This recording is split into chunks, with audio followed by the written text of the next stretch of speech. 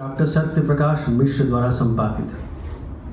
मेरे पास जो अपनी रहीम रचनावली थी पंडित विद्यानिवास मिश्र की, वो खोजते खोजते थक गया, मिली नहीं, पता नहीं कहाँ रख दी गई थी। और समय मेरे पास बस एक दिन का था कि रात को थोड़ा सा मैं देख लूँ। रात को भी मैं 10:30 बजे लौटा घर और रात के लगभग 2:30 बजे तक मैं उलटता पलटता रहा। तो उसी में जो कुछ मैं टिप ले पाया आप लोगों के समक्ष उन चीज़ों को रखने की कोशिश करूंगा। जो मेन थीम है इस संगोष्ठी का वो हमारा समय और रहीम, और हमारे सत्र की का जो विषय है वो सामाजिक परिवेश और रहीम है। रहीम के बारे में सत्य प्रकाश मिश्र जी ने जो उसकी भूमिका है रचनावली की, उसमें उन्होंने एक वाक्य लिखा है और वो बात मुझे इतनी अच्छी लगी कि मुझे लगा कि शायद ये रहीम की कविता का केंद्रीय तथ्य है। और उन्होंने लिखा कि रहीम गाढ़े के कवि है। गाढ़े के कवि मतलब जब आप पर विपत्ति आए, आप लगता है कि किसी को खोज रहे हैं, कुछ ढूंढ रहे हैं, आप परेशान हो रहे हैं, अब दूर होके बोलने से लगता है पता नहीं आवाज़ वहाँ तक जाए ना जाए। आ रही आवाज़? ठीक है ठीक है। हम लोगों को असल में बहुत वो टेक्नो फ्रेंडली नहीं है, तो पता नहीं चलता है कि कितने डिस्टेंस से बोलना है, कितना नज़दीक से बोलना है। अच्छा है विशाल ने मुझे गाढ़े की मैं तीसरी क्लास से रहीम के दोहों को पढ़ता चला आ रहा हूँ। रहीमा नबी नरम बर चुके जे कसुमांगन जाए, उनते पहले हुए मुए जिन मुख निकसत ना है। समाज का इतना गहरा अनुभव लगता है कि जैसे रचनाकार जो है, जो कवि है, वो समाज में इतना डूबा हुआ है, उसके अनुभव के इतने आयाम हैं कि आप उनकी कविता का मूल्यांकन किन किन आधारों पर करेंगे। वास्तव में जो बात कही दिलीप शाक्य जी ने कि वो मुश्किल के कवि भी हैं और सहज के कवि भी हैं, तो रहीम को समझने के लिए मुश्किलातें भी हैं और आसानियां भी हैं। इसका कारण ये है कि जैसा कि आचार्य पंडित हमारे जो शुक्ल जी हैं, उनका कहना था कि संसार का इन्हें बड़ा गहरा ज्ञान था और अनुभवों के मार्मिक पक्ष को ग्रहण करने की भावुकता इनमें अद्वितीय थी। शुक्ल जी अपने जो प्यारे कवि होते थे, मन के रचनाकार होते थे, उन पर तो बहुत लंबा लिखते थे, लेकिन रहीम, कबीर इत्यादि जो थे, उन पर कुछ मार्मिक बातें कह करके, कुछ कीवर्ड्स दे करके वो छोड़ देते थे। लेकिन उन कीवर्ड्स में आपको उनके साहित्य की कुंजी मिलती है। और रहीम का जो जीवन था, आप जानते हैं कि उनके पिता की हत्या हो गई थी और ये बच्चे थे, 8-9 साल के रहे होंगे, और अकबर ने एक तरह से उनको पाल पोस करके बड़ा किया। और जब वो बड़े हुए तो अपने समय में ही शाहजहां सलीम के लिए उन्होंने उनका शिक्षक नियुक्त किया। मैं भी पढ़ रहा था, मैं भी देख रहा था कि पता है चला कि वो अरबी, फारसी, संस्कृत, तुर्की और यहाँ तक कि फ्रेंच भाषा के भी जानकार थे। मुझे विश्वास नहीं हो रहा था कि अरबी, फारसी तक और तुर्की तक तो सीमित है, लेकिन रहीम फ्रेंच के भी जानकार थे। ये बात मुझे उस रचनावली से, सत्य प्रकाश मिश्र जी की रचनावली से पता चली कि वे फ्रेंच के भी जानकार थे। और अकबर फ्रेंच के शासक को चिट्ठियां भिजवाने के लिए रहीम से पत्र व्यवहार करवाता था। और रहीम का जो लेखन था, उनकी जो हस्तलिपि थी, उसकी तारीफ अकबरी दरबार में होती थी। एक बड़ी अच्छी थीसिस है लखनऊ विश्वविद्यालय की अकबरी दरबार के हिंदी कवि प्रोफेसर सरयू प्रसाद अग्रवाल की। उसमें भी मैंने एक जगह पाया कि इनकी हस्तलिपि की इतनी तारीफ होती थी कि इनके लिए एक तरह से मुसीबत हो जाती थी कई बार कि भाई हमें सिखाओ कि कैसे तुम इतना सुंदर लिखते हो। हमारे हरिमोहन शर्मा जी भाई साहब बैठे हुए, इनकी हस्तलिपि बड़ी खूबसूरत है और हम लोग फैन हैं उसके। एक बात और कि वे बहुत बड़े दानी और परोपकारी थे। उनको एक तरह से कर्ण कहा जाता था और खुद उस कर्ण की अंतिम दिनों में क्या दशा हुई अर्थ को लेकर के, उसकी पीड़ा उनके दोहों में दिखाई पड़ेगी। जब मैं कहीं दिखेगा उसको तो उस संदर्भ को आपके समक्ष रखूंगा। अब ये भी बरबय नायिका भेद की बात हो रही थी। बरबय नायिका भेद जो है उस तरह का नायिका भेद का ग्रंथ नहीं है जिस तरह के रीतिकालीन कवियों ने नायिका भेद के ग्रंथ लिखे। उसमें भी स्त्री के मानसल सौंदर्य का चित्रण है और वह चित्रण उस तरह का नहीं है जिस तरह के रीतिकालीन कवियों ने जिक्र किया है। मैं एक संदर्भ उसका कोट करूंगा। इससे पता चलेगा आपको कि वो हमारे जो पूर्ववर्ती रचनाकार हैं, चाहे विद्यापति हों, विद्यापति के बारे में भी अक्सर ये सवाल उठता है और आज भी ये विश्वविद्यालय में सवाल पूछे जाते हैं कि वे श्रृंगार के कवि थे या भक्त थे। श्रृंगारिकता है और घोर श्रृंगारिकता है वहाँ की, लेकिन ये घोर श्रृंगारिकता ऐसा नहीं कि भक्ति कविता में और जगहों पर नहीं है। आप सूर्य के यहाँ भी पाएंगे, तुलसी के यहाँ भी पाएंगे, अधिकांश जगहों पर मिलेगा। तो इसलिए कोई पाप बोध नहीं है कि इस तरह के श्रृंगार और सौंदर्य का वर्णन हो रहा है। तो आप देखिए कि एक अज्ञात यौवना का चित्र खींचते हैं रहीम।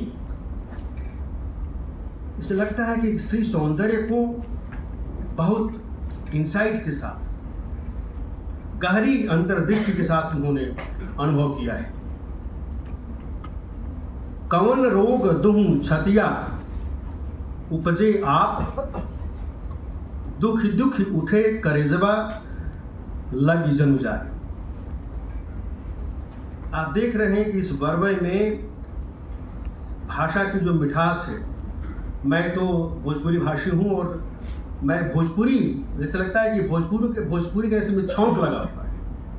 इस तरह के चंद्रदेव जी तो भोजपुरी के कवि ही हैं। तो इस तरह की जो भाषा वो रचते हैं और उस भाषा के बीच जो स्त्री का चित्र खींचते हैं, वो अपने आप में अद्भुत है। ये और बात है कि मध्य आपको मान के चलना पड़ेगा। विषय भले ही हमारा समय और रहीम हो, लेकिन आप किसी भी रचनाकार को उसके समय से काट करके नहीं देख सकते। और आप जानते हैं, और अभी दिलीप जी ने कहा कि रहीम का जो समय है वो भक्तिकाल और रीतिकाल दोनों के समन्वय की स्थिति में है। भक्तिकाल में पैदा होते हैं और रीतिकाल में जाकर उनकी कविता का समापन होता है।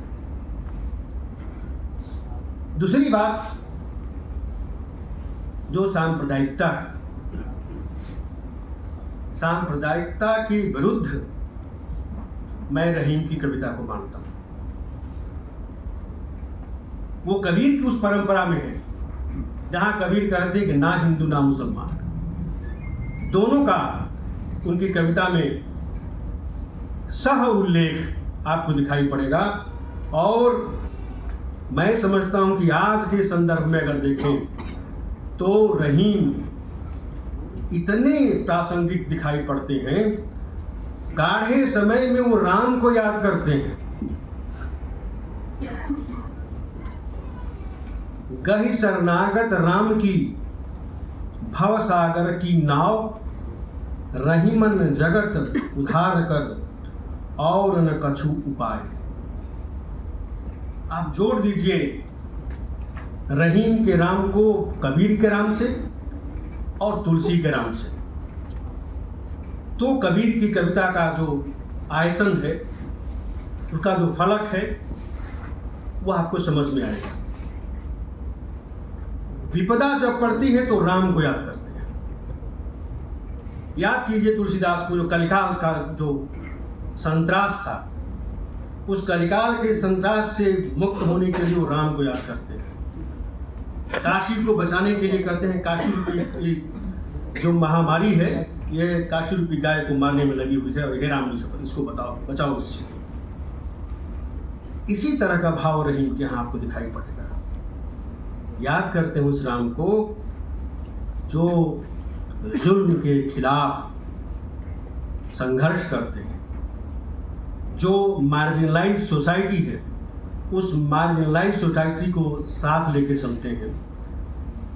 तो ऐसे उस चित्रकूट वाले राम रहीम के जहन में चित्रकूट में रम रहे, रहीमन अवध नरेश जापर विपदा पड़त है, सो आवत यही देश। इसलिए गाढ़े के कवि हैं। विपत्ति आती है तो राम को याद किया जाता है। मैं धन और वित्त की बात कर रहा था। आप जानते हैं कि अभी भाई शंकर साहब ने कहा कि उनको 5 हजारियों में थे, तो उन 5 हजारियों के पास अकूत संपत्ति होती थी। इसके पास कुछ नहीं होगा वो क्या देगा? खाक देगा? होगा तभी तो देगा। लेकिन जब था तो खूब लुटाया। किनको लुटाया, इस पर भी सोचने की बात है। उनको लुटाया जो मजलूम थे, जो निहायत गरीब थे। ऐसे लोगों की सहायता की है रहीम ने। कहते हैं कि जबलग वित्त आपने, जबलग वित्त न आपने, तबलग मित्त न कोई। इतनी प्रैक्टिकल बातें वो करते हैं, व्यवहारिक बातें करते हैं। अपने जो जीवनानुभव हैं, उन जीवनानुभव के माध्यम से आपको एक अपने जीवन का रास्ता दिखाते हैं रहीम। अर्थ से सब जुड़े हुए हैं। दो काम सांचे से तो जग नहीं, झूठे मिले न राम लेकिन झूठों को नहीं मिलते हैं। राम के साथ, ये कबीर के शब्दों में कहूं तो ये मौसी का घर नहीं है कि जब मर्जी चले आओगे। यह तो घर है प्रेम का, खाला का घरनाए, शीश कटाए हुई धरे, सो बैठे घरनाए। आपके भाई सांसद ने कहा कि तलब होनी चाहिए, प्रेम होना चाहिए, तो प्रेम बिना समर्पण के नहीं होता है। तो समर्पण जरूरी है, और इसी समर्पण और प्रेम की कविता मैं मानता हूं कि रहीम की कविता है। आप जानते हैं कि वे अकबर के सेनायक भी थे।